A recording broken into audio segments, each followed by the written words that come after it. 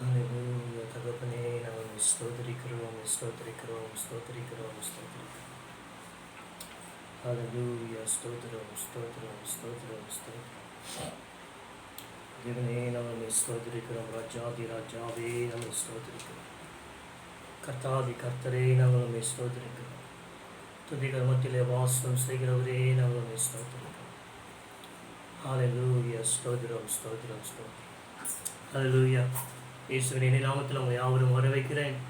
நாளில் கூட தெய்வனுடைய வார்த்தையும் தெய்வனை சத்தத்தை கேட்கவும் வார்த்தையை கேட்கவும் நம்ம அந்த நேரத்தில் கூட நம்ம ஆயத்தப்படுவோமாக. நம்ம இருக்கிற இடத்துல தெய்வனை நோக்கி பார்த்து தெய்வனை அப்படியாக அவரை துதித்து அவர் நாமத்தை ஸ்தோத்தரித்து அவரை போற்றுவோமாக. கர்த்தர் நல்லவர், அவர் நம்மளுக்கு நன்மையான காரியங்களை செய்கிறவராக இருக்கிறார். அதனால் தேவனை நல்ல தேவனை நம்ம ஆராதிப்போம், அவரை ஸ்தோத்தரிப்போம். நம்ம நாளுக்கு கூட எந்த காரியத்தை குறித்தும் கவலைப்படாதபடிக்கு அப்படியாக நம்மளுடைய இருதயத்தை தேவன் மேலே திருப்தி நம்ம சிந்தனையை தேவன் மேலே வைத்து அந்த நல்ல தேவனை பார்த்து நம்ம ஆராதனை செய்வோமாக. ஹல்லேலூயா, ஆமென். யெகோவா தேவன் யெகோவா, யெகோவா தேவன் யெகோவா, யெகோவா தேவன் யெகோவா, யெகோவா தேவன் யெகோவா, யெகோவா தேவன் யெகோவா, யெகோவா தேவன் யெகோவா, யெகோவா தேவன் யெகோவா, யெகோவா தேவன் யெகோவா. உந்தன் நாமம் போற்றிடவே, உந்தன் மகிமை கண்டிடவே, உந்தன் நாமம் போற்றிடவே, உந்தன் மகிமை கண்டிடவே, உந்தன் நாமம் போற்றிடவே, உந்தன் மகிமை கண்டிடவே. யெகோவா தேவன் யெகோவா, யெகோவா தேவன் யெகோவா. கர்த்தர் நாமம் என் புகலிடமே, கருத்தோடு துதித்திடுவே. கர்த்தர் நாமம் என் புகலிடமே, கருத்தோடு துதித்திடுவே. கர்த்தர் நாமம் என் புகலிடமே, கருத்தோடு துதித்திடுவே. ஹல்லேலூயா. தகப்பனே, உம்முடைய நாமம் மகிமையடையட்டும், உம்முடைய நாமம் பரிசுத்தமாகட்டும். ஆண்டவரே, உம்முடைய நாமம் எங்களுக்கு உயர்ந்த அடைக்கலமாக இருக்கிறது. நீதிமான் உம்முடைய நாமத்தை ஆண்டவரே அதுக்குள் ஓடி சுவாமி அவன் காக்கப்படுகிறான் என்று வேதத்தின்படி ஆண்டவரே உம்முடைய நாமத்தை நாங்கள் நம்பியிருக்கிறோம். உம்முடைய நாமத்தை நாங்கள் உயர்ந்த அடைக்கலமாய் கொண்டிருக்கிறோம். அவர் நாமத்தை அறிந்ததினாலே நீ உயர்ந்த இடத்துல வைப்பேன் என்று சொன்னீர. இந்த நாளில் கூட ஆண்டவரே உம்முடைய நாமத்தை அறிந்திருக்கிறோம். நீரே எங்களுக்கு பலனும், நீரே எங்களை ரட்சிக்கிறோம், நீரே எங்களை வழிநடத்துகிற தேவனா இருப்பதற்காக ஸ்தோத்திரிக்கிறோம் ஐயா. இந்த நாளில் கூட தகப்பனே எங்களோடு பேசும், ஆவியானவர் எங்களோடு பேசட்டும். இயேசுவின் நாமத்தில் பிதாவே, ஆமென் ஆமென் ஆமென். ஹல்லேலூயா. கர்த்தருடைய பரிசுத்த நாமத்துக்கு மகிமை உண்டாவதாக. இன்றைக்கு அவங்க மத்தியில் நான் தேவ செய்தியை கொண்டு வருகிறதுனால நான் தேவனை துதிக்கிறேன். இன்றைக்கு உங்கள் மத்தியில் பேச போகிற தலைப்பு commit our life to live and to be lead according to the word of God. நம்மளுடைய வாழ்க்கையை தேவனுடைய வார்த்தையின்படி ஜீவிக்கவும் தேவனுடைய வார்த்தையின்படி நடத்தப்படவும் நாம் நம்மளை ஒப்புக் கொடுக்க வேண்டும். commit our life, நம் வாழ்க்கையை தேவனுடைய வார்த்தையின்படி ஜீவிப்பதற்கும் தேவனுடைய வார்த்தையின்படி நடத்தப்படுவதற்கும் நாம் நம்மளை ஒப்புக் கொடுக்க வேண்டும். அல்லேலூயா. தேவன் தாமே நம்மளோடு பேசும்படியாக, நம்ம செவிகள் திறக்கப்படும்படியாக, நம்ம ஆவிக்குரிய கண்கள் திறக்கப்படும்படியாக, நம்ம ஆவிக்குரிய மனுஷன் விசாலமடையும்படியாக தேவனை நோக்கி ஜெபிப்போம். உங்களோடு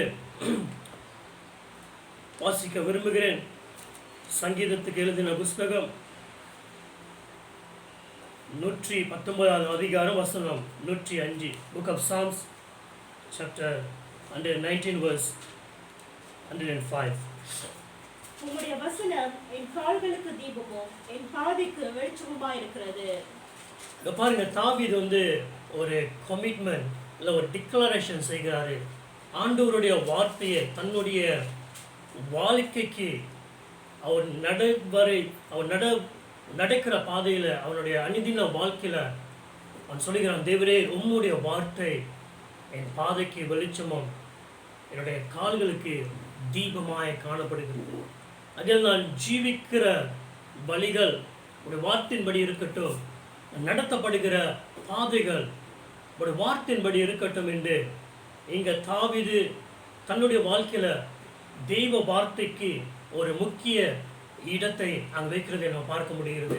அதான் சொல்லுகிறார், your word is a lamp to my feet and a light to my path. ஆண்டவரே உம்முடைய வார்த்தை என்னுடைய கால்களுக்கு தீபமும் என் பாதைக்கு வெளிச்சமாக இருக்கிறது. நாமளும் இன்றைக்கு நம்ம வாழ்க்கையில சொல்லலாம், தேவனே உம்முடைய வார்த்தை, நீர் பேசுகிற வார்த்தை, நீர் கொடுக்கிற அந்த வார்த்தை என்னுடைய கால்களுக்கு தீபமும் என் பாதைக்கு வெளிச்சமாக இருக்கிறது என்று நாம் சொல்ல வேண்டும். சீஷர்களை பார்க்கும் பொழுது இயேசுவை பின்பற்றி வந்த காலத்தில் ஜனங்கள் இயேசுடைய வார்த்தையை, அவர் சொன்ன வார்த்தையை அவங்களுக்கு கடுமையாக ஏற்றுக்கொள்ள முடியாதனால சில சீஷர்கள் இயேசுவை விட்டு பின்வாங்கி போனதை பார்க்க முடிகிறது வார்த்தையினால. அப்போ முக்கியமாக சீஷரை குறித்து அவர் கேட்கும்போது, நீங்களும் என்னை விட்டு போக விரும்புகிறீர்களா கேட்கும்போது பேதுரு சொன்ன ஒரு காரியம், வாழ்வழிக்க வசனமெல்லாம் உம்மிடத்திலே தானே உண்டு, உம்மை விட்டு நாங்கள் எங்கே போவோம்.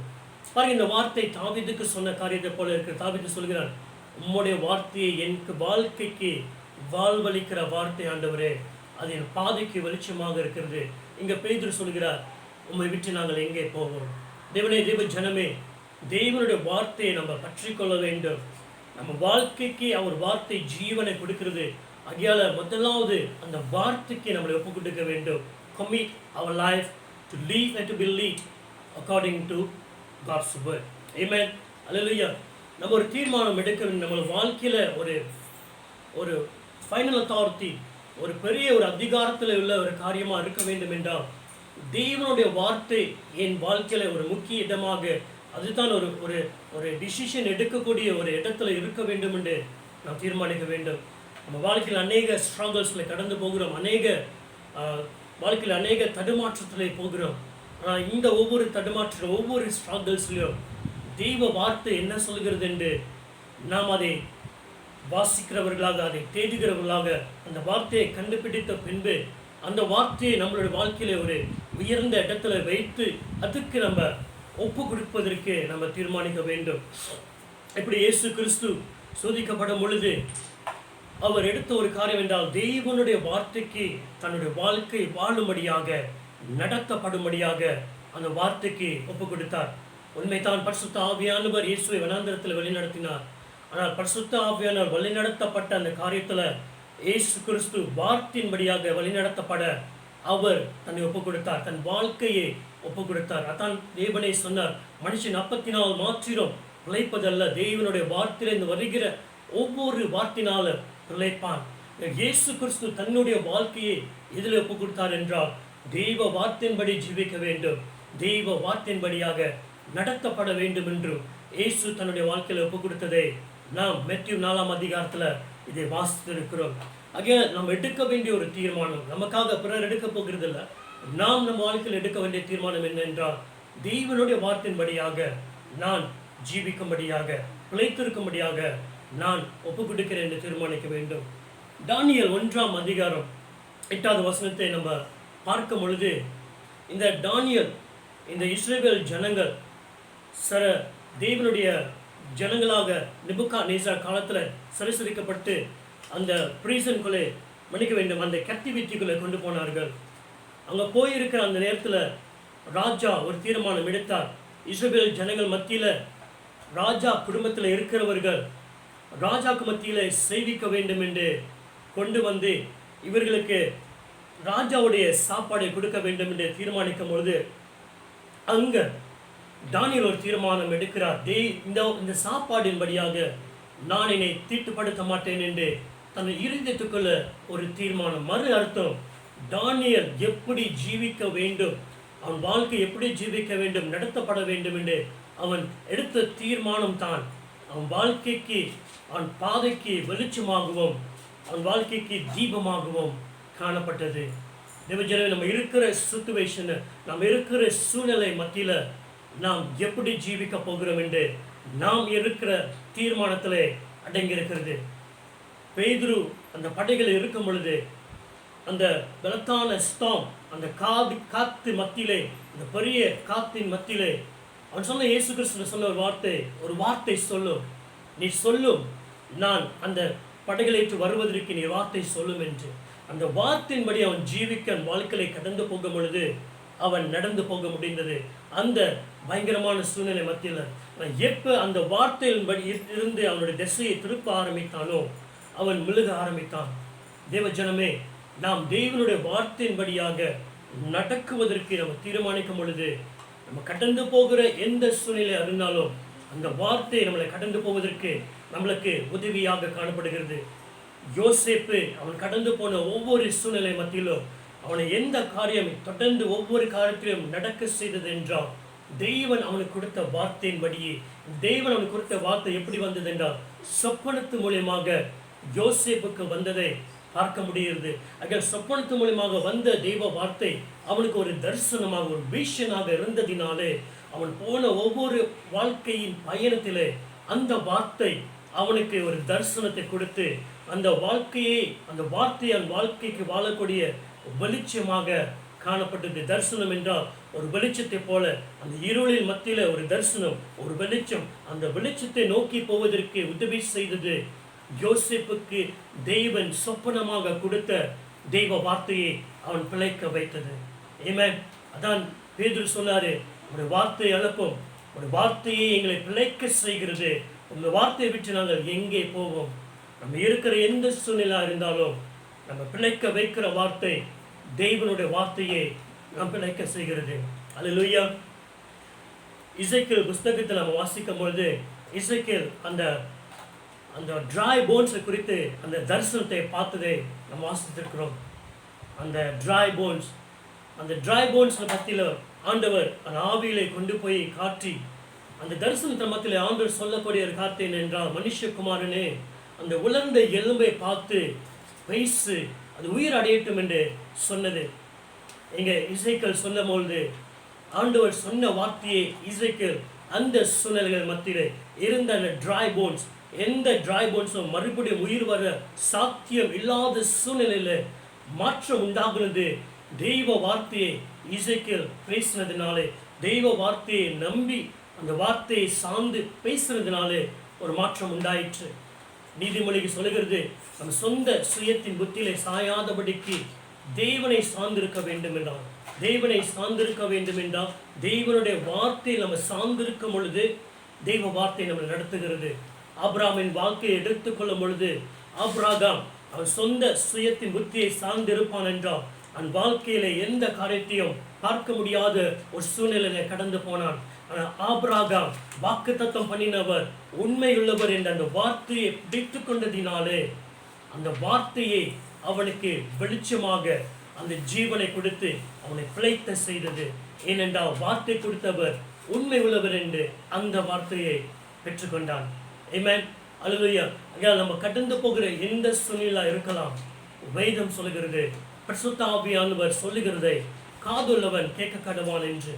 ஆவியானவர் தான் பிதாவின் சித்தத்தை வெளிப்படுத்துகிறார். இயேசு சொன்னார், பிதாவின் வாயிலே வருகிற வார்த்தையினாலே பிழைப்பான் என்று வார்த்தை சொல்லி இருக்கிறதுனாலே பரிசுத்த ஆவியானவர் தான் பிதாவின் வார்த்தையை நம்மளுக்கு வெளிப்படுத்துவார் என்றார். நாம் செவிகள் ஆவியானவர் பேசும்படியாக நாம் ஒப்புக்கொடுக்க வேண்டும். We have to commit ourselves to hear what the Spirit of the Lord is saying. பரிசுத்த ஆவியானவர் என்ன சொல்லுகிறாரோ அந்த காரியத்துக்கு கேட்கும்படியாக நாம் தீர்மானித்து ஒப்புக்கொடுக்கும் பொழுதுதான் அந்த வார்த்தையின்படியாக நாம் கட்டப்படுகிறோம், நாட்டப்படுகிறோம், அந்த வார்த்தையின்படியாக உருவாக்கப்படுகிறோம். அல்லேலூயா. ஆகையால் தீர்மானம் நம்மளுடைய கரத்தில் கொடுக்கப்பட்டிருக்கிறது. நாம் சரியான தீர்மானம் எடுப்போம் என்றால் அந்த வார்த்தையின்படியாக நாம் நடக்குவதற்கு நமக்கு உதவியாக காணப்படுகிறது. ஆமென். வாசிப்போம். யோசுவா 24 அதிகாரம் 15வது வசனம். யோசுவா தன்னுடைய வாழ்க்கையில ஒரு உறுதியான தீர்மானம் எடுத்ததினாலே அவன் வாழ்க்கை உறுதியாக இருந்ததை, அசைக்கப்படாதபடி இருந்ததை பார்க்க முடிகிறது. புக் ஆஃப் யோசுவா சாப்டர் 24 verse 15. கர்த்தரை சேவிக்கிறது உங்கள் பார்வைக்கு ஆகாததாய் கண்டால் பின்ன யாரை சேவிப்பீர்கள் என்று இன்று தெரிந்து கொள்ளுங்கள். நதிக்கு அப்புறத்தில் உங்கள் பிதாக்கள் சேவித்த தேவர்களை சேவிப்பீர்களா? நீங்கள் வாசம் பண்ணுகிற தேசத்து குடிகளாகிய எமோரின் தேவர்களை சேவிப்பீர்களோ? நானும் என் வீட்டாருமோ என்றால் கர்த்தரையே சேவிப்போம் என்றான். ஆமென். இங்கே யோசுவா எடுத்துக்கொண்ட ஒரு தீர்மானம், நானும் என் வீட்டாருமோ கர்த்தரையை சேவிப்போம். யோசுவாக்கு தேவன் கொடுத்த ஒரு காரியம் என்னென்றால், மோசே எழுதின காரியத்தின்படி நடக்குவதற்கு உன்னை ஒப்புக்கொடு. உன் வாழ்க்கையை நான் மோசேயிடம் பேசின வார்த்தையின்படி நடக்க, பிழைக்க, நடத்தப்படுவதற்கு உன் வாழ்க்கையை ஒப்புக்கொடு யோசுவா என்று தேவன் யோசுவாக்கு கொடுத்த ஒரு கட்டளை. அந்த கட்டளையை நிறைவேற்றி முடிக்க வேண்டிய தருணத்தில் யோசுவா சொல்லுகிற ஒரு காரியம், அவன் எடுத்த தீர்மானம், நானும் என் வீட்டாருமோ என்றால் கர்த்தரையை சேவிப்போம், கர்த்தருடைய வழிகளை நடப்போம், ஆண்டவர் காட்டுகிற பாதைகளை நடப்போம் என்று ஒரு உறுதியான தீர்மானம். இன்றைக்கு நாம் எப்படிப்பட்ட ஒரு தீர்மானம் எடுக்க போகிறோம், எடுத்திருக்கிறோம், உறுதியாக இருக்குமா என்று நாம் யோசிக்க வேண்டும். நம்மை நாம் ஆராய்ந்து பார்க்க வேண்டிய ஒரு காலத்தில் இருக்கிறோம். இருக்கிற இந்த சூழ்நிலைகள், இருக்கிற இந்த காலங்கள் ஒரு கஷ்டமான ஒரு காலங்கள், சேலஞ்சான ஒரு காலங்களாய் இருக்கிறதுனாலே இந்த காலத்திலே நாம் உறுதிப்பட வேண்டும் என்றால் தெய்வ வார்த்தையை நம்மளுக்கு உறுதியாக பலனாக கொடுக்கிறது. இயேசு கிறிஸ்து அவர் மலை பிரசங்கம் பண்ணிவிட்டு கடைசியாக முடிக்க போகிற ஒரு காலத்தில் சொல்லும் போது அவர் சொன்ன ஒரு காரியங்கள், என் வார்த்தையை கேட்டு இதன்படி செயல்படுகிறவன் அவர் எதுக்கு ஒப்பு எடுக்கிறார் என்றால், கண்மலையில் கட்டின ஒரு மனுஷனுக்கு, ஞானமுள்ள மனுஷனுக்கு ஒப்பு கொடுக்கிறார். அவர் சொல்லுகிறார், இந்த கண்மலையில் கட்டின மனுஷனுக்கு அவன் வாழ்க்கையில சூழ்நிலைகள், மலைகள் வருகிறது, வெள்ளம் வருகிறது, பெருங்காற்று அடிக்கிறது, அவன் வாழ்க்கையில் சூழ்நிலைகள் அதிகமாக அடிக்கப்படுகிறது, சிச்சுவேஷன் பாதிக்கப்படுகிறது. ஆனால் அந்த சூழ்நிலை மத்தியிலும் இந்த மனுஷன் உறுதியாக இருந்த ஒரு காரியம் என்ன என்றால், இயேசு சொன்ன வார்த்தையின்படியாக தன் வாழ்க்கை ஜீவிக்க வேண்டும், நடத்த வேண்டும் என்று அவன் தீர்மானித்து ஒப்பு கொடுத்து செயல்பட்டதினாலே அவன் காக்கப்பட்டான், உறுதியாக நிற்கப்பட்டான். இன்றைக்கு எப்படிப்பட்ட ஒரு சூழ்நிலை நம்ம கடந்து சொல்கிறோம்? அந்த சூழ்நிலை மத்தியில் அந்த ஒரே ஒரு வார்த்தை சொல்லும், என்னோடு பேசும், உடைய வார்த்தை எனக்கு ஜீவன் கொடுக்கிறது, உடைய வார்த்தையை அனுப்பி என்னை விடுதலையாக்கும் என்று நாம் நிற்போம் என்றால் அவர் கொடுக்கிற வார்த்தைக்கு நாம் நிறுதியாக நிற்க முடியும். அல்லேலூயா. ஆமென். ஆகையால தெய்வ வார்த்தைக்கு ஜீவிக்க ஒப்பு கொடுக்கும்போது இது என்ன காரியங்கள் உதவி செய்கிறது என்றால், சத்தியத்திலே நடக்குவதற்கு நமக்கு உதவி செய்கிறது. இந்த சத்தியத்திலே மட்டுமல்ல, சவுண்ட் டாக்டரின், சரியான ஒரு போதகத்துக்குள்ளே நம்ம இருக்குவதற்கும் அது நம்மளுக்கு உதவி செய்கிறது. ஏன்னால் பார்க்கிற இந்த காலகட்டத்தில் அதிகமான ஒரு உண்மையான சத்தியத்துக்கு மாறுபாடாக, ஒரு கலப்படமாக அதிக செய்திகள் வந்து கொண்டு இருக்கிறது. இல்லை பிசாசு மூலியமாக உண்டாகிற பொய்யான காரியங்களுக்கும் வந்து கொண்டு இருக்கிறது. இல்லை உலகத்தில் மனுஷன் எடுக்கிற தீர்மானம், அவங்க எடுக்கிற ஒவ்வொரு தீர்மானமும் தேவனுடைய வார்த்தைக்கு விரோதமாக வந்து கொண்டு இருக்கிற இந்த காலத்தில் நாம் வஞ்சித்து போகாதபடிக்கு, நாமும் இந்த உலகத்தின் காரியத்தோடு ஒற்று போகாதபடிக்கு நம்மளை காப்பாற்றும்படியாக, நம்மளை உறுதியாக இருக்குவதற்கு தெய்வ வார்த்தை நம்மளுக்கு உதவி செய்கிறது. அதுதான் தானியேலோட வாழ்க்கையில பார்க்கணும். அவன் இருந்த அந்த பாபிலோன் தேசத்துல அங்க இருந்த வாலிபர்கள் ராஜாவுடைய எல்லா ஆசீர்வாதத்துக்குள்ள பகிர்ந்து அங்க எப்படி மனப்போகிற வாழ்க்கையின்படியாக ஜீவித்திருக்கலாம். ஆனால் அவன் உறுதியாக இருந்ததினாலே அவன் முதிர் வயது இருக்கும் ஆசீர்வாதமாக காணப்பட்டது பார்க்க முடிகிறது. அதில் தெய்வ ஜனமே தெய்வ வார்த்தைக்கு வாழும்படியாக ஒப்பு கொடுக்கும் பொழுது இந்த பொய்யான காரியத்துக்கும் தவறான போதகத்துக்கும் இந்த உலக மாயையில போய்கொண்டிருக்க தவறான காரியத்துக்கும் வஞ்சிக்கப்படாதபடிக்கு நம்மளை காற்றுக்கொள்வதற்கு இது உதவியாக நம்மளுக்கு காணப்படுகிறது. அல்லேலூயா, ஆமென். பாருங்க, இந்த வார்த்தையின்படி ஒப்பு கொடுக்கும் போது தேவையில்லாத காரியத்தை தேவையில்லாத போதகத்துக்கு நம்ம ஒப்பு கொடுக்க மாட்டோம். we will not submit to the wrong teaching or the deceiving பண்ணுகிற ஒரு போதகத்துக்கு நம்ம ஒப்பு கொடுக்க மாட்டோம். ஏன்னா இந்த வார்த்தை நம்மளை காத்துக்கொள்கிறது. எப்படி ஆதாமை பார்க்கும்போது ஆதாமை பார்க்கும் பொழுது அந்த பொய்யான காரியத்துக்கு வஞ்சிக்கப்பட்டு அவனை ஒப்பு கொடுத்ததை பார்க்க முடிந்தது. ரெண்டாவது ஆதாம் அந்த பொய்யான காரியம் வஞ்சிக்க முடியாதபடிக்கு அந்த வார்த்தைக்கு ஒப்பு கொடுத்து ஜீவித்ததினாலே அந்த இயேசு கிறிஸ்து அந்த சத்தியத்திலே அவர் நிற்க முடிந்தது. அல்லேலூயா, ஆமென். இந்த தெய்வ வார்த்தைக்கு நம்ம செவிசாய்க்கும் பொழுது, தெய்வ வார்த்தைக்கு நம்ம ஒப்பு கொடுக்கும் பொழுது இது எப்படியாக நம்ம வாழ்க்கையை மாற்றுகிறது என்றால், சங்கீதம் 1ஆம் அதிகாரம் வசனம் 2-3 நம்ம வாசிப்போமாக. Book of Psalms chapter 1 verse 2 and 3. கர்த்தருடைய வேதத்தில் பிரியமாயிருந்து இரவும் பகலும் அவருடைய வேதத்தில் தியானமாயிருக்கிற மனுஷன் பாக்கியவான். அவன் நீர்க்கால்களின் ஓரமாய் நடப்பட்டு தன் காலத்தில் தன் கனியை தந்து இலை உதிராதிருக்கிற மரத்தை போல் இருப்பான். அவன் செய்வதெல்லாம் வாய்க்கும். இங்க பார்க்கிறோம், தேவ வார்த்தை சொல்லுகிறது, தன்னுடைய காலத்துல தன் கனியை கொடுத்து அவன் இலை உதிராதபடிக்கு அவன் செய்கிறதெல்லாம் வாய்க்கும் என்று வேதம் சொல்கிறது. முதல் காரியம் பார்த்தோம், நம்ம வாழ்க்கை தெய்வ வார்த்தையின்படி ஜீவிக்க ஒப்பு கொடுக்கும் பொழுது சரியான சத்தியத்துக்குள்ளும் உண்மைக்குள்ளும் ஜீவிப்பதற்கு நம்மளுக்கு உதவியாக இருக்கிறது. பொய்யான போதகத்திற்கு நம்மளை காத்துக்கொள்கிறது, தவறான போதகத்திலிருந்து காத்துக்கொள்கிறது. ரெண்டாவது காரியம் நம்மளுக்கு என்ன செய்கிறது என்றால், நம்ம வாழ்க்கை நௌரிஷாக செழிப்பாக இருப்பதற்கு இந்த வார்த்தை நம்மளுக்கு உதவியாக இருக்கிறது. நம்ம செய்கிற காரியத்தை வாய்க்க செய்கிறதோ இந்த வார்த்தை நம்மளுக்கு பலன் தருகிறது. ஒரு வல்லமை அந்த வார்த்தையிலிருந்து புறப்பட்டு வர கிரியை செய்கிறது. தேவஜனமே, இந்த தண்ணீரில் நடப்பட்ட மரத்தை போல இருக்கிறான் என்று வேதம் சொல்கிறது. இந்த தண்ணீரில் நடப்பட்ட இந்த மரங்கள் எப்படி பார்க்கும்போது பச்சை பச்சையாக செழிப்பாக அது நல்ல கண்களுக்கு பார்க்குவதற்கு ஒரு பிளசனாக காணப்படுகிறது. அதோடைய இலைகளை பார்க்குவதற்கும் அந்த மரத்தை பார்க்குவதற்கும் நம்மளுக்கு ஒரு பீஸ்ஃபுல்லான ஒரு சூழ்நிலைகளை பார்க்கறதை போல காணப்படுகிறது. அதாவது தெய்வ வார்த்தையின்படியாக நடத்தப்படும் பொழுது அது நம்ம வாழ்க்கை ஒரு சமாதானம் நிறைந்த ஒரு வாழ்க்கைக்குள்ளே கொண்டு போகிறது. நம்ம சூழ்நிலைகள் இருக்கிறது எல்லாம் விரோதமாய் சேலஞ்சாக காணப்பட்டாலும் தெய்வனுடைய சமாதானத்துக்குள்ளே இருந்து நடத்தப்படுகிற ஒரு வாழ்க்கையில நம்ம காணப்படுவோம். அதான் சங்கீதக்காரன் 23ஆம் அதிகாரத்தில் சொல்லுகிறான், தேவன் நம்ம மேய்ப்பராக இருக்கிறதுனாலே, நம்ம ஆடா இருக்கிறதுனாலே அவர் நம்ம பசும்புல் மேய்ச்சலுக்குள்ளே நம்மளை நடத்தி சென்று அமர்ந்த தண்ணீர் என்று ஒரு பீஸ்ஃபுல்லான இடத்துக்குள்ளே அவர் கொண்டு போகிறார் என்று வேதம் சொல்கிறது. இந்த மேய்ப்பன், இந்த ஆடு என்ன செய்கிறது என்றால், மேய்ப்பனுடைய சத்தத்துக்கு ஆடு செவி சாய்த்து அவரை பின்பற்றும் பொழுது, தேவனுடைய மேய்ப்பனுடைய வார்த்தைக்கு இந்த ஆடு செவி சாய்த்து பின்பற்றும் பொழுது அந்த அந்த நல்ல பஷஸ் நல்ல ஒரு கிரீனிஷான ஒரு இடத்துல போய் ஒரு அமர்ந்த தண்ணீரண்டே இருந்து சமாதானத்தோடு செழிப்போடு வாழக்கூடிய ஒரு வாழ்க்கைக்குள்ள நம்ம நடத்தப்படுகிறோம். அல்லேலூயா.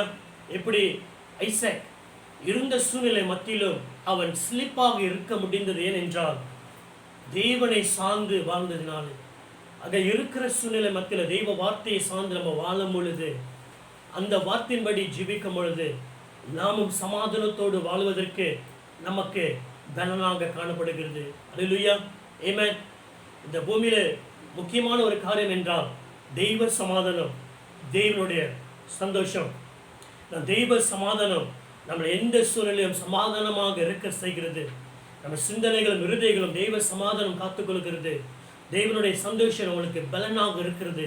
அதில் கடந்து போகிற ஒவ்வொரு சூழ்நிலை மத்தியிலும் நம்மளுக்கு பலன் இருக்கிறது, சமாதானம் இருக்கிறது. நம்ம ஜெயிப்போம் என்ற ஒரு உறுதியோடு, சந்தோஷத்தோடு, சமாதானத்தோடு ஜீவிக்க நம்மளால முடியும். ஆமென். ஐயால தெய்வ வார்த்தைக்கு நம்ம ஒப்பு கொடுப்போம். தெய்வ சத்தத்துக்கு நம்மளை செவி சாய்க்கும்படியாக ஒப்பு கொடுப்போமாக. 1 தீமோத்தேயு 4ஆம் அதிகாரத்தை வாசிப்போம் என்றால், இந்த தெய்வ வார்த்தை எப்படி இருக்கிறது என்று பார்க்கும் பொழுது அது the words of faith and for the good work போட்டிருக்கிறது. தெய்வனுடைய வார்த்தை அது விசுவாசத்தை கொடுக்கிற ஒரு வார்த்தையாக இருக்கிறது என்று பவுல் தீமோத்தேயுக்கு அங்கு எழுதியிருக்கிறார். ரோமர் 10ஆம் அதிகாரம் 17ஆவது வசனத்தை வாசிக்கும் பொழுது இந்த தெய்வ வார்த்தையே மூலியமாக நமக்கு விசுவாசம் வருகிறது என்று பவுல் ரோமர் சபைக்கு அங்கே எழுதுகிறதை பார்க்க முடிகிறது. தெய்வ ஜனமே, தெய்வ வார்த்தை நம்மளுக்கு சமாதானம் மற்றும் கொடுக்கவில்லை. தெய்வ வார்த்தையே நம்ம விசுவாசமாக இருப்பதற்கு, இந்த விசுவாசத்தோடு தேவன் நம் பூமி உலகம் தோன்றும் முன்பாகவே நம்மளை குறித்து வைத்திருந்த நோக்கத்தையும் அவர் நமக்காக வைக்கப்பட்ட ஆயத்த பண்ணப்பட்ட வேலைகளை செய்வதற்கும் இது ஒரு உறுதியாக, ஒரு உற்சாகப்படுத்துகிற ஒரு பலனாக இருக்கிறது விசுவாசம். இந்த தெய்வ வார்த்தை, அல்லேலூயா.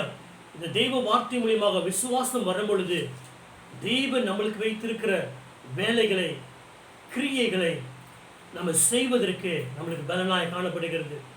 ஏன்னா யாக்கோபு சொல்லுகிறார், கிரிகை இல்லாத விசுவாசம் செத்துப்போன விசுவாசமாய் காணப்படுகிறது. ஆகையால் கிரிகை செய்வதற்கு இந்த விசுவாசம் தேவையாய் காணப்படுகிறது. ஆகையால் இந்த விசுவாசம் வேண்டும் என்றால் தெய்வ வார்த்தை இந்த விசுவாசத்துக்கு நம்மளுக்கு அந்த விசுவாசத்தை கொண்டு வருகிற காரியமாய் காணப்படுகிறது. ஆமென். ஆகையால் தேவன் நமக்கு ஒரு நோக்கத்தை வைத்திருக்கிறார். உலகம் தோன்றும் முன்பாகவே ஒரு காரியத்தை செய்யும்படியாக நம்மளை அழைத்திருக்கிறார். இந்த அழைப்புக்கு நம்மளை செயல்பட வேண்டும் என்றால் இந்த தெய்வ வார்த்தைக்கே நம்ம வாழ்க்கையில அடிப்படையாக காணப்படுகிறது. ஆமென். அல்லேலூயா. ஆகையால் இந்த பூமியின் காரியத்தை நோக்கமாய் செய்கிறதை போல தெய்வன் நம்மளுக்கு வைத்திருக்கிற அந்த நோக்கத்தை நம்ம நிறைவேற்ற வேண்டும். நம் பூமியின் காரியத்தை மட்டுமே செய்து வாழ்க்கையை முடிக்காதபடிக்கு தேவன் நம்மளை முன்குறித்த காரியத்தை நம்ம செய்து முடிக்க வேண்டும். அவரை சந்திக்கும் பொழுது அந்த காரியத்தை செய்து முடிக்க வேண்டும் என்றால் நமக்கு விசுவாசம் வேண்டும். அந்த விசுவாசத்துக்கு அடிப்படை என்ன என்றால் தேவனுடைய வார்த்தை. ஆமென். தெய்வ வார்த்தை விசுவாசத்தை கொடுக்கிறது. இந்த விசுவாசம் தெய்வம் நம்மளை வைத்திருக்கிற வேலைகளை, கிரியைகளை செய்வதற்கு உதவியாக நம்மளுக்கு பலனாக காணப்படுகிறது. அல்லேலூயா, அல்லேலூயா. ஆகையால் பாருங்கள், இந்த வார்த்தை நம்ம வாழ்க்கையில் எவ்வளவு ஒரு முக்கியமாக அடிப்படையாக காணப்படுகிறது. இந்த வார்த்தையை வாசிக்கும் போது வேதம் சொல்லுகிறது, தேவன் தம்முடைய நாமத்தை பார்க்கிலும் அவருடைய வார்த்தையை இன்னும் உயர்ந்த இடத்துல வைத்திருக்கிறாராம். தேவன் வார்த்தையை சொன்னார் என்றால் அவர் மனுஷன் அல்ல பொய் சொல்வதற்கு, மனிதன் அல்ல, மனப்புத்திரன் அல்ல மனம் மாறுவதற்கு. அவர் வார்த்தை சொல்லுவார் என்றால் அந்த வார்த்தையை நிறைவேற்றுவதற்கு அவர் கிரிகை செய்கிறவராய் காணப்படுகிறார். ஆக இந்த வார்த்தை மேலே அவள் ஒரு முக்கியத்துவத்தை தேவன் வைத்திருக்கார் என்றால், அதே வார்த்தையை பூமி மாம்சமாக வந்ததென்றால் இந்த வார்த்தையை அந்த மாம்சமே நமக்கு ஜீவனை கொண்டு வருகிற ஒரு காரியமாக இருக்கிறது. அல்லேலூயா. ஆகையால் நீங்கள் எந்த சூழ்நிலையில் கடந்து போனாலும் சோர்ந்து போகாதபடிக்கு முதலாவது தெய்வ வார்த்தைக்கு நீங்கள் இடம் கொடுக்க வேண்டும். ஏன்னா அந்த தெய்வ வார்த்தை தான் முழு சத்தியத்துக்குள்ளே நடத்துகிறது. பொய்யான காரியத்திலே போகாதபடி, சிந்தனை பொய்யான காரியத்திலே போகாதபடிக்கு காத்து கொள்கிறது. இந்த தெய்வ வார்த்தை நடக்கும்போது தான் நம்மளுக்கு சமாதானம் உண்டாகிறது. இந்த தெய்வ வார்த்தையை நடக்கும்போது தான் நம்ம கிரிகைகளை விசுவாசத்தோடு செய்து முடிக்குவதற்கு நம்மளுக்கு பலன் கொடுக்கிறது. அல்லேலூயா. ஆமென். என்ன செய்ய வேண்டும் என்று சில காரியத்தை சொல்லிட்டு நான் முடிக்க விரும்புகிறேன். வாசிப்போம். யாக்கோபு எழுதின எபிஸ்டல் 1ஆம் அதிகாரம், book of James chapter 1 verse 21. ஆகையால் நீங்கள் எல்லாவித அழுகையின் கொடிய துர்க்குணத்தை ஒழித்துவிட்டு உங்கள் உள்ளத்தில் நாட்டப்பட்டதாயும் உங்கள் ஆத்துமாக்களை ரட்சிக்க வல்லமை உள்ளதாயும் இருக்கிற வசனத்தை சாந்தமாய் ஏற்றுக்கொள்ளுங்கள். வசனம் 22.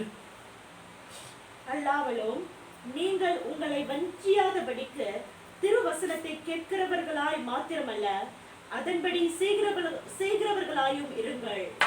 ஆமென். இங்க முதல்ல பார்க்கிறோம், இங்க யாக்கோபு சொல்லுகிறார், உங்கள் இருதயத்திலே நாட்டப்பட்ட இந்த வார்த்தையை நீங்கள் மீக்னஸ், அந்த வார்த்தையை நீங்க எஸ்ஸாப் பண்ணுங்க. ஏன்னா இந்த வார்த்தை தான் உங்க ஆத்மாவை ரட்சிக்கக்கூடியது என்று. பூமியில நம்ம ஆத்மா செழிப்பாய் வாழும்பொழுது நம்ம எல்லாவற்றிலையும் வாழ்ந்து நம்ம செழிப்பாக இருக்க முடியும். அதனால் தேவனுடைய வார்த்தை நம்ம இருதயத்திலே காணப்படுகிறது. நம்ம கேட்ட வார்த்தை அந்த இருதயத்தில் இருக்கிறது. இயேசு கிறிஸ்து அந்த யோவான் 15 அதிகாரத்தில் சொல்கிறார், நான் பேசின வார்த்தையை உங்களை சுத்தப்படுத்துகிறது என்று. அதில் இயேசு பேசின வார்த்தை சீஷர்கள் அநேக காரியத்தில் அவங்க சுத்தப்படுத்தினது, சரி செய்தது என்றால், இன்றைக்கு இதுவரைக்கும் நம்ம கேட்ட வார்த்தை இருதயத்தில் நாட்டப்பட்ட வார்த்தையே நம்மளை ரட்சிக்கக்கூடிய வல்லமையாக இருக்கிறது. ஆகையால் முதலாவது நம்ம என்ன செய்ய வேண்டும்? கேட்ட வார்த்தைக்கு, அந்த வார்த்தைக்கு நம்ம என்ன செய்ய வேண்டும் என்றால் நம்ம ஏற்றுக்கொள்ள வேண்டும். அந்த வார்த்தையை நம்ம தாழ்மை மனப்பான்மையோடு அந்த வார்த்தைக்கு முதல் இடத்தை கொடுத்து நம்ம ஏற்றுக்கொள்ள வேண்டும். இரண்டாவது காரியம் அவர் சொல்லுகிறார், do not be hearers only, deceiving yourself, but be doers of God's word. நம்ம கேட்டவர்களாய் மற்றும் இருப்போம் என்றால் நம்ம வஞ்சிக்கிறவர்களாகவே காணப்படுகிறோம். நம்ம எவ்வளவு வார்த்தையை வாசிக்கலாம், கேட்கிறோம், ஆனால் செயல்படாவிட்டால் நம்மளே நம்ம வஞ்சித்துக் கொள்கிறோம். ஆனால் நம்ம என்ன செய்ய வேண்டும் என்றால் கேட்ட வார்த்தையின்படி நடக்க, ஜீவிக்க நம்ம ஒப்பு கொடுக்க வேண்டும். அதுதான் இன்றைக்கு சொன்ன இந்த தலைப்பு என்ன என்றால், commit ourselves to live and to be led according to the word of God. தெய்வ வார்த்தையின்படி ஜீவிக்கவும் நடத்தப்படுவோம் நம்ம ஒப்பு கொடுக்க வேண்டும். அதில் மூல அடிப்படை வார்த்தை என்ன என்றால், be doers of the word and not hearers only, deceiving ourselves. Hallelujah. Amen. அகையால் தேவனுடைய வார்த்தையை கேட்டு செயல்படுபவர்களாக இருக்க வேண்டும். இரண்டாவது காரியம் நம்ம என்ன செய்ய வேண்டும் என்றால், 1 பேதுரு 2 அதிகாரம் வசனம் 1-2.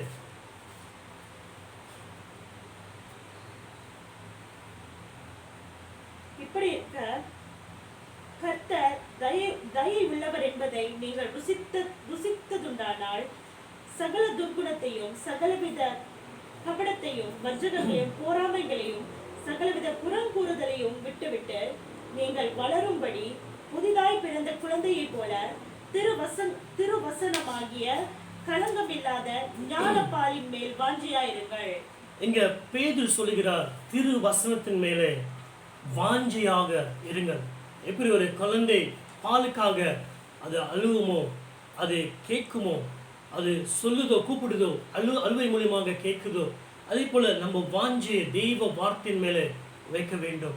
ஆனால் தெய்வ வார்த்தைக்கு நம் வாஞ்சியை செலுத்தும் முன்பாக, தெய்வ வார்த்தையின்படி நடக்கும் முன்பாக, இந்த யாக்கோபிலும் இந்த பேதுருவிலும் எழுதின காரியம் என்ன என்றால், lay aside all filthiness and overflow of wickedness. இங்க பேதுரு சொல்லி இருக்கிறார், therefore lay aside all malice, all deceit, hypocrisy, envy, all speaking of evils. நம்ம செய்ய வேண்டிய முதல் காரியங்கள், எந்த காரியத்தில் மனம் திரும்ப வேண்டுமோ மனம் திரும்பி தெய்வ வார்த்தைக்கு ஒப்பு கொடுக்க வேண்டும். இயேசு வரும்போது சொன்னார், மனம் திரும்புங்கள், தேவராஜ்யம் சமீபமாக இருக்கிறது. யோவான் ஞானஸ்தானம் மூலியமாக சொன்னார், மனம் திரும்பி ஞானஸ்தானம் பெற்றுக்கொள்ளுங்கள். மனம் திரும்புங்கள், தெய்வ வார்த்தை ஞானஸ்தானம், மறு அர்த்தம் தெய்வ வார்த்தைக்கு ஒப்பு கொடுங்கள். பிசாசுக்கு எதிர்த்து நில்லுங்கள், தேவனுக்கு கீழ்ப்படிங்கள். தேவனுக்கு கீழ்ப்படிந்து பிசாசை எதிர்த்து நில்லுங்கள். அதால் பிசாசுக்குள்ள காரியத்துக்கு விரோதமாக எதிர்த்து நின்று தெய்வ வார்த்தைக்கு கீழ்ப்படிந்து இருக்க வேண்டும். எப்படி முதல் ஆதாம் தெய்வ வார்த்தைக்கு கீழ்ப்படியாதபடி பிசாசுக்கு கீழ்ப்படிந்தானோ, அப்படி இல்லாதபடிக்கு இரண்டாவது ஆதாம் இயேசு கிறிஸ்துவை போல தெய்வ வார்த்தைக்கு கீழ்ப்படிந்து பிசாசுக்கு எதிர்த்து நின்றதை போல நாம் இருக்க வேண்டும். அங்கே என்ன செய்ய வேண்டும்? lay aside all filthiness. எந்தெந்த காரியம் தீட்டுப்படுத்துகிறதோ, எந்தெந்த காரியங்கள் இந்த உலக மாயத்துக்குள்ளே கொண்டு போகிறதோ, நம்மளை கலங்க பண்ணுகிறதோ, எந்த காரியமாக இருந்தாலும், எந்த பொய்கள், எந்த தவறான ஒரு டாக்டரின், தவறான ஒரு போதகம், எந்த போதகத்தை நம்ம கேட்க விரும்புகிற போதகத்தை மட்டும் கேட்கிறவர்களாக இருப்போம் என்றால் நம்ம வஞ்சிக்கிறவர்களாக காணப்படுகிறோம். அதை செய்ய வேண்டிய காரியம் என்ன என்றால், தேவையில்லாத காரியங்களை விட வேண்டும். தீவு உள்ள காரியங்கள், தெய்வ வார்த்தையை பற்றுக்கொள்வர்களாக மாற வேண்டும். அல்லேலூயா. கடைசியாக வாசிப்போம் எஸ்ரா புஸ்தகம் 7ஆம் அதிகாரம் 10வது வசனம். Book of Ezra, chapter 7 verse 10. கர்த்தருடைய வேதத்தை ஆராயவும் அதின்படி செய்யவும் இஸ்ரவேலை கட்டளைகளையும் நீதி நியாயங்களையும் உபதேசிக்கவும் இஸ்ரா தன் இருதயத்தை பக்குவப்படுத்தி இருந்தான். எஸ்ரா தன் இருதயத்தை பக்குவப்படுத்தினான். Ezra prepare his heart. எதுக்காக ப்ரிப்பேர் பண்ணனா? To seek the law of the Lord. அந்த preparation of heart, நம்ம இருதயத்தை முதலாவது நாம் பக்குவப்படுத்த வேண்டும். தெய்வ வார்த்தையை தேட வேண்டும். தெய்வ வார்த்தையை தேட போகிறேன் என்று நாம் பக்குவப்படுத்தும் பொழுது அதுக்கு அடுத்து செய்ய வேண்டிய காரியத்தை செய்ய முடியும். நம் இருதயத்தை தெய்வ வார்த்தைக்கு முன்பாக திருப்பாவிட்டால், இருதயத்தை தெய்வ வார்த்தையை தேடும்படியாக செயல்படாவிட்டால் இந்த காரியத்தில் தேவனை ஏற்ற வார்த்தையின்படி செயல்பட முடியாது. அதான் வேதம் சொல்லுது, preparation of the heart belong to the man, the answer come from the Lord. ஆயத்த பண்ணுகிறது நம்மளிடத்துல காணப்படுகிறது, அதோடைய ஆன்சர் பதிலோ தேவனிடத்துல வருகிறது. அதில் போகிற சூழ்நிலை மத்தியில முதலாவது நம்ம இருதயத்தை தெய்வ வார்த்தை தேடுவதற்கு ஆயத்தம் பண்ணாவிட்டால், இந்த சூழ்நிலை ஏற்ற வார்த்தையை பெற்றுக்கொள்வதற்கோ அந்த வார்த்தையிலே தரிசனம் பெற்றுக்கொண்டு நம்ம வாழ்க்கை நடக்கக்கூடிய பாதையை பெற்றுக்கொள்ளாதபடிக்கு இருக்கிற ஒரு தடையாக காணப்படும். ஆனால் இருதயத்தை தெய்வ வார்த்தையின் சத்தத்துக்கு முன்பாக ஆயத்தப்படுத்தும் என்றால் இருக்கிற சூழ்நிலையில எந்த வார்த்தை நம்மளை உற்சாகப்படுத்தும், பலப்படுத்தும், அந்த எந்த வார்த்தை பிழைக்க செய்யும் என்று தேவன் அறிந்திருக்கிறார். ஏற்ற வார்த்தையை நம்மளுக்கு தந்து நம் நடத்துகிற தேவனாக இருக்கிறார். ஆமென், அல்லேலூயா. அதனால இந்த காலகட்டத்தில் இந்த சூழ்நிலையில நீங்க சோர்ந்து போகாதபடிக்கு உங்களை உற்சாகப்படுத்த வேண்டும் என்றால் தெய்வ வார்த்தையை நம்ம ஆத்மாவுக்கு பலனை கொடுக்கிறது, உற்சாகப்படுத்துகிறது, நம்ம சிந்தனை புதுப்பிக்கிறது, நம்மளுக்கு தரிசனத்தை கொடுக்கிறது, நம்ம ஜீவனை கொடுக்கிறது, நம்ம பாதையில் நடக்கக்கூடிய வெளிச்சமாகவும் தீபமாய் காணப்படுகிறது. என்ன செய்ய வேண்டும்? இந்த வார்த்தை தேடும்படியாக இருதயத்தில் நாம் ஆயத்தப்பட வேண்டும், இருதயத்தில் ஒப்பு கொடுக்க வேண்டும். ஆகையால் என்ன செய்ய வேண்டும்? முதலாவது இந்த இருதயத்தை தேவரே உடைய வார்த்தையின்படி ஜீவிக்கவும், உடைய வார்த்தையின்படி நடத்தப்படுவோம், ஒப்பு கொடுக்கிறேன் என்று நம்ம ஒப்பு கொடுக்க வேண்டும். அதான் வேதம் சொல்கிறது, கர்த்தர் இன்றைக்கு பேசுவார் என்றால் உன் இருதயத்தை கடினப்படுத்தாதே. ஆனால் இந்த இருதயத்திலிருந்து வாழ்வழிக்கிற எல்லா ஜீவனும் அடங்கி இருக்கிறதுனால முதலாவது இந்த இருதயத்தை ஆயத்தப்படுத்தி தெய்வ வார்த்தைக்கு மீதுவாக ஆயத்தப்படுத்தி தேடும் பொழுது அந்த வார்த்தை தெய்வம் நம்மளுக்கு ஜீவனாக கொடுப்பார். அல்லேலூயா, ஆமென். உங்களுக்கு வேண்டிய ஜீவனுள்ள வார்த்தை தேவனிடத்தில் இருந்து வருகிறது. ஆகையால் ஆயத்த பண்ணி அவரிடத்தில் பெற்றுக்கொள்ளுங்கள். அல்லேலூயா, God bless you. தேவன் உங்களை ஆசீர்வதிப்பார். நம்ம ஜெபிப்போம். ஜெபித்த பின்பு இன்றைக்கு நம்ம ஹோலி கம்யூனியன் கொஞ்சம் ஆராதனைக்கு நம்மளை ஒப்பு கொடுப்போம். தேவன் தாமே உங்கள் குடும்பத்தாக ஆசீர்வதிப்பார்கள். ஜெபம் பண்ணுவோமாக, ஒப்பு கொடுப்போமாக. ஆண்டவரே, உங்கள் வார்த்தைக்கு ஒப்பு கொடுக்கிறேன். நீங்கள் தீர்மானம் எடுக்க வேண்டும். நீங்கள் தீர்மானம் எடுக்காவிட்டால் நாம் ஒன்று காரியம் செய்ய முடியாது. இயேசு கிறிஸ்து ஆண்டவர் என்று ஏற்றுக்கொள்ளுகிறது நம்மளுடைய தீர்மானம், தெய்வ வார்த்தையில் நடக்கிறது நம்மளுடைய தீர்மானம். ஆண்டவர் மனுஷனுக்கு தீர்மானம் பண்ணுகிற ஒரு காரியத்தை கொடுக்கிறார். நம்ம தீர்மானிக்கும் பொழுது ஆண்டவர் வழி நடத்துவார். நீங்கள் தீர்மானிக்க விரைவாக ஆண்டவரே, நாளில் கூட ஆண்டவர் உடைய வார்த்தையின்படியாக ஒரு சத்தத்துக்கு எங்களை ஒப்பு கொடுக்கிறோம். ஒரு சத்தத்துக்கு எங்கள் செவிகளை திறப்புகிறோம். இந்த சத்தத்துக்கு உடைய வார்த்தைக்கு ஆண்டவரே எங்கள் செவிகளை திருப்பி ஆண்டவரே நீ சொல்லுகிற வார்த்தைக்கு எங்களை ஒப்பு கொடுக்கிறோம். நீ சொன்ன வார்த்தைக்கு ஆண்டவரே எங்களை கமிட் பண்ணுகிறோம். உடைய வார்த்தையை நாங்கள் தேர்ந்தெடுக்கிறோம். ஆண்டவரே, அன்றைக்கு மரியா இயேசுவின் பாதத்திலே அமர்ந்திருந்து ஒரு வார்த்தை சத்தத்தை கேட்கும்படியாக தன் இருதயத்தை ஆயத்தப்படி எந்த காரியத்திலும் இருக்க முதல் இடத்தை வார்த்தைக்கு கொடுத்ததை போல இன்றைக்கு நாங்களும் எங்கள் குடும்பமும் எந்த சூழ்நிலை இருந்தாலும் முதலாவது தேவனுடைய வார்த்தை, தேவனுடைய சத்தத்துக்கு செவி சாய்க்கும்படியாக எங்களை ஒப்புக்கொண்டிருக்கிறோம். ஆண்டவரே, எங்கள் ஆவிக்குரிய கண்கள் திறக்கப்படட்டும், எங்கள் செவிகள் திறக்கப்படட்டும். எங்கள் ஆண்டவரே, உண்மை அறிகிற அவருடைய சித்தத்தை அறிகிற அவருடைய சத்தத்தை கேட்கிற ஒரு கண்கள் ஆவிக்குரிய ஆசீர்வாதத்தை பெற்றுக்கொள்ளும்படியாக எங்களை ஒப்புக்கொடுக்கிறோம். வார்த்தை ஆண்டவர் தம்மை தொடர்ந்து எங்களோடு பேசி வழி நடத்தும்படியாக இந்த வார்த்தையை கேட்டுக்கொண்டு இருக்கிற யாவர் மேலும் தேவனுடைய சமாதானம், சந்தோஷம், தேவனுடைய ஞானம் இருந்து வழி நடத்தும்படியாக நான் ஜெபிக்கிறேன். ஒவ்வொரு குடும்பத்தாரும் ஆசீர்வாதம் பலப்படுத்தும் வழி நடத்தும்படியாக இயேசுவின் நாமத்தினால ஜெபிக்கிறேன். ஜீவனுள்ள நல்ல பிதாவே, ஆமென், ஆமென், ஆமென்.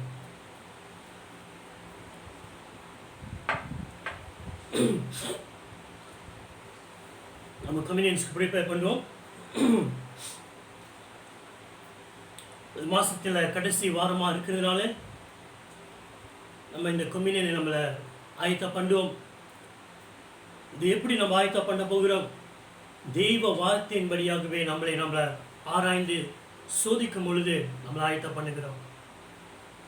தெய்வ வார்த்தையை நம்மளை ஆயத்தம் பண்ணுகிற ஒரு இடத்துக்குள்ளே கொண்டு போகிறது.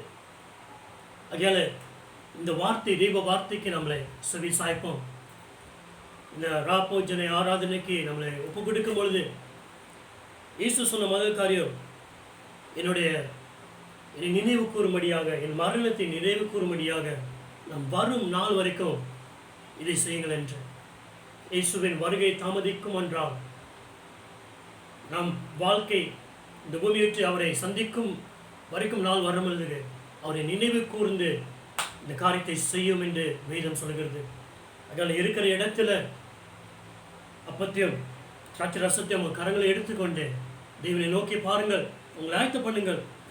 தேவன் உங்களோட பேசுவாராக.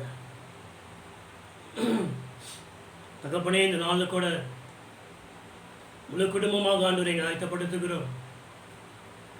ஆண்டவரே, உம்முடைய சரீரம் எங்களுக்காக பிக்கப்பட்டது, சரீரம் எங்களுக்காக அடிக்கப்பட்டது, எங்களுக்காக நீர் அடிக்கப்படவும், சரீரத்தில் மேலே எங்கள் பாவங்களை சுமந்து கொள்ளவும், எங்கள் துக்கங்களை ஏற்றுக்கொள்ளவும் நீர் உங்களுடைய வாழ்க்கையை எங்களுக்காக ஒப்பு கொடுத்து தகப்பனே, நினைவு கூர்ந்து நன்றியோடு இந்த காரியத்தில் பங்கெடுக்கிறோம். அதே போல எங்கள் வாழ்க்கையும் எங்கள் குடும்ப வாழ்க்கையும் நாங்கள் ஒப்பு கொடுக்கிறோம். கிறிஸ்துடைய ஜீவனை பெற்றுக்கொண்டு ஜீவிக்குவதற்கு எங்களை ஒப்பு கொடுக்கிறோம். எங்கள் நடத்துவீராக. 1 கொரிந்தியர் 11ஆம் அதிகாரம் வசனம் 23, 24, 25. நான் உங்களுக்கு ஒப்புவித்ததை கர்த்தரிடத்தில் பெற்றுக்கொண்டேன். ஏனெனில் கர்த்தராகிய இயேசு தாம் காட்டி கொடுக்கப்பட்ட அன்று ராத்திரியில் அப்பத்தை எடுத்து ஸ்தோத்திரம் பண்ணி அதை பிற்று, நீங்கள் வாங்கி புசியுங்கள், இது உங்களுக்காக பிக்கப்படுகிற என்னுடைய சரீரமா இருக்கிறது, என்னை நினைவு கூறும்படி இதை செய்யுங்கள் என்றார். புசிப்பமாக.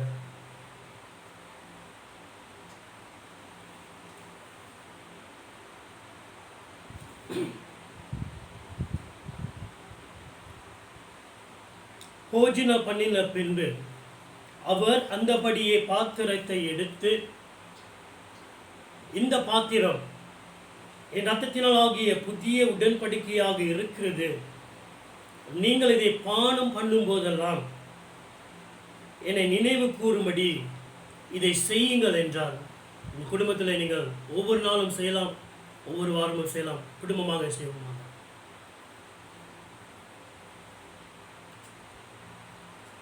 தகப்பனே, உடைய வார்த்தைக்காக நன்றி. அன்றே இந்த நாளை உடைய வார்த்தை கேட்க கொடுத்த கிருபைக்காக நன்றி.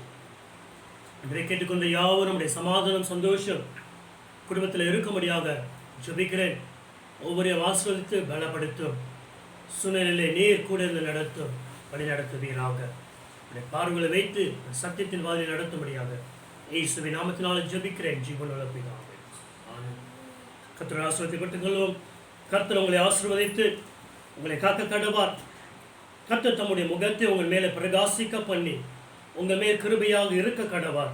கர்த்தர் தம்முடைய முகத்தை உங்கள் மேல் பிரசன்னமாய் ஆக்கி உங்களுக்கு சமாதானத்தை கட்டளையிடுவாராக. பிதா, குமாரன், பரிசுத்த ஆவியின் நாமத்திலே உங்களை ஆசீர்வதிக்கிறேன். தேவனுடைய கிருபையும் பிதாவுடைய அன்பும் பரிசுத்த ஆவியானுக்கு வழி நடத்தலும் ஐக்கியம் உங்களோடு இருப்பதாக. ஆமென். God bless you.